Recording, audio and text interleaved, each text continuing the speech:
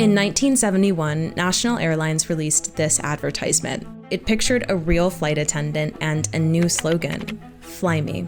All over Florida, fly me. Within months, the campaign included Joe, Denise, and Laura. The airlines basically tried to sell the stewardesses as sex objects. I'm Diane, fly me. I'm Terry, fly me.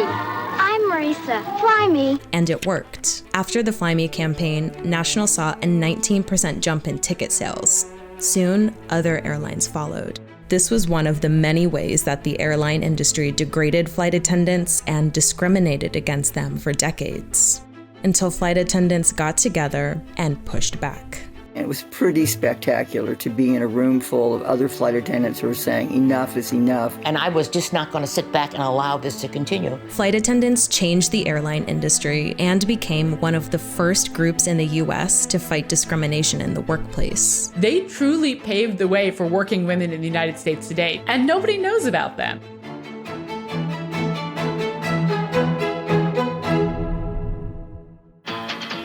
This working jet set, who breakfast in New York and lunch in Phoenix.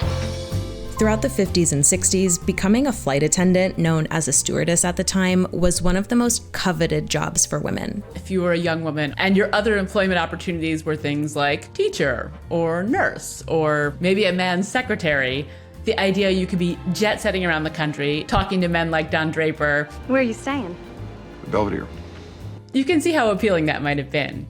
The airline sold an elite, glamorous image of air travel and relied on stewardesses to deliver that message. The smiling hostess or stewardess who anticipates the needs of every passenger.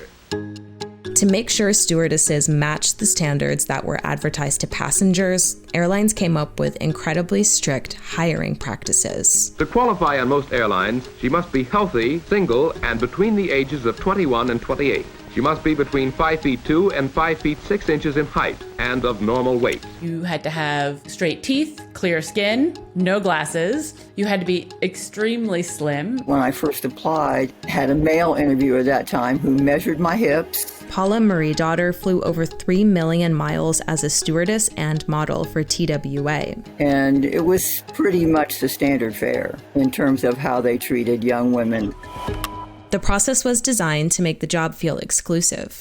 One ad for Eastern Airlines even presented the losers, showcasing that they pass up around 19 girls before getting one that qualifies. They're probably good enough to get a job anywhere they want.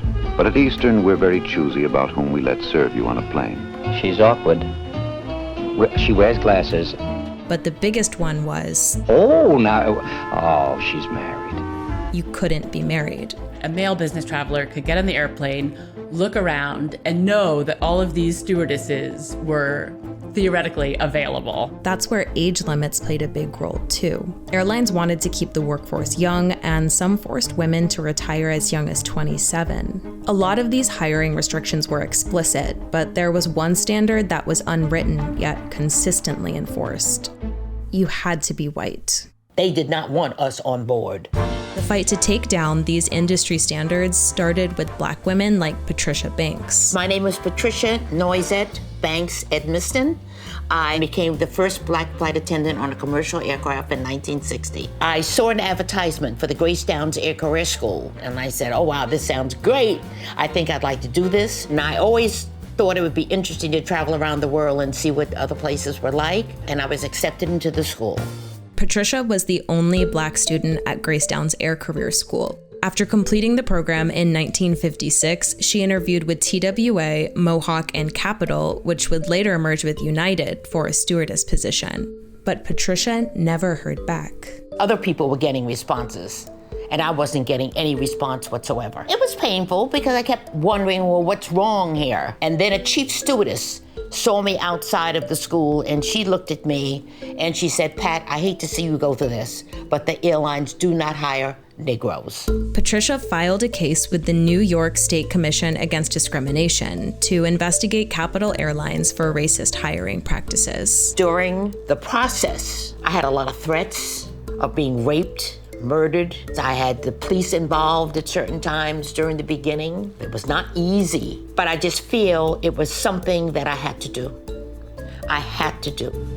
The commission decided that the airline had discriminated against Patricia by maintaining a policy that barred Black applicants from employment. In 1960, Capital was ordered to reverse that policy and hire Patricia. The respondent, Capital Airlines Incorporated, shall cease and desist from refusing to hire or employ complainant Patricia Banks as a flight hostess because of her color, and maintaining a policy of barring Negroes from employment because of their color in all flight capacities, including that of flight hostess. By winning her case, she became one of the first Black commercial flight attendants. I wanted to work hard to break this barrier. It was something I was doing for my people because I didn't care whether I got hired or not, but some young Black woman was going to fly. Patricia's victory was the beginning. Congress passes the most sweeping civil rights bill ever to be written into the law. A few years later, when the Civil Rights Act became federal law, employment discrimination on the basis of race and sex was finally prohibited under Title VII of the Act. More Black women began to challenge airlines for the racism they experienced in the industry, and one by one, they secured their right to fly. By 1965, there were 50 Black stewardesses working at 7 of the largest U.S. carriers. Title VII was a turning point for stewardesses all around. The same legislation that put an end to racist practices became a tool for stewardesses to put an end to sexist policies at work. Title VII was mostly put in place to try and fight racism in employment. But the flight attendants were the first people to see that, they could use this to fight sex discrimination in employment. Their persistent legal action kicked off a stewardess rebellion. In the first 18 months of Title VII becoming law, stewardesses lodged more than 100 employment discrimination cases and used those rulings to challenge airlines directly with the help of their union. One of those challenges was launched in 1965 by Betty Green Bateman, who was fired after Braniff Airlines discovered she had been secretly married for more than a year. After months of fighting with the airline, Betty was finally allowed to keep her job. The Bateman case was the start of the sort of dominoes falling with the marriage rules. The lawsuit forced multiple airlines to overturn their marriage rules. But even as more and more women fought and won their cases, the airlines doubled down on the sexy stewardess stereotype. Remember what it was like before Southwest Airlines? You didn't have hostesses in hot pants. Around this time, the industry had economic problems, so they decided to lean into the strategy that had worked. They debuted new ads and uniforms that contradicted what the stewardesses were fighting for. In one campaign called The Airstrip by Braniff Airlines, a uniform was designed for flight attendants to shed their clothes piece by piece during in-flight service. The airlines were trying to make money off of implying that we were readily available in all sorts of ways, and that was just not acceptable. But with the women's liberation movement, there was so much pressure and so much encouragement among the women I flew with to say, this is not right, it's not fair, we've got to do something. And they did. Stewardesses started some of the first independent women-led unions in U.S. history. They also formed groups like Stewardesses for Women's Rights and tackled age restrictions, marriage policies, uniforms, and weight limits.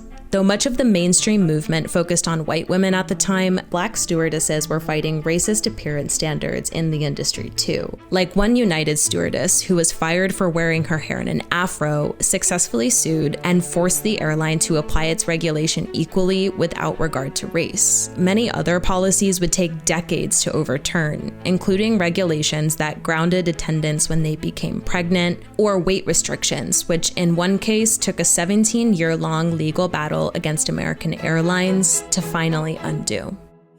As restrictions changed, so did the makeup of the industry. Older, married, and Black stewardesses increasingly joined the profession. The legal fights had altered the airline industry, and taken together, they would also alter the future of women's labor in the U.S. The rights that these women won have become case law about sex discrimination in employment. The stewardess cases have been used in gender discrimination cases, in some LGBTQ cases, but they'd all built on a basis of stewardess cases. Their efforts, which, were back in the 1960s and 70s, still have an effect today.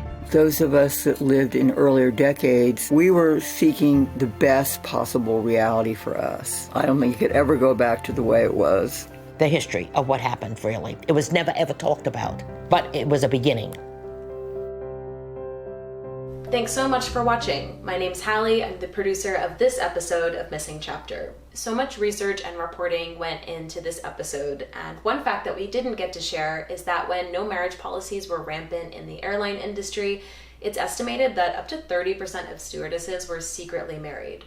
Just another one of the many ways that they challenge sex discrimination at work. We pick stories like this for Missing Chapter because it's important to talk about underreported history. That's also why it's so important that we keep this work free, but advertising alone isn't enough to support it. That's because weeks of work go into videos here at Vox. Scripting, interviewing, editing, animating, you name it, we do it.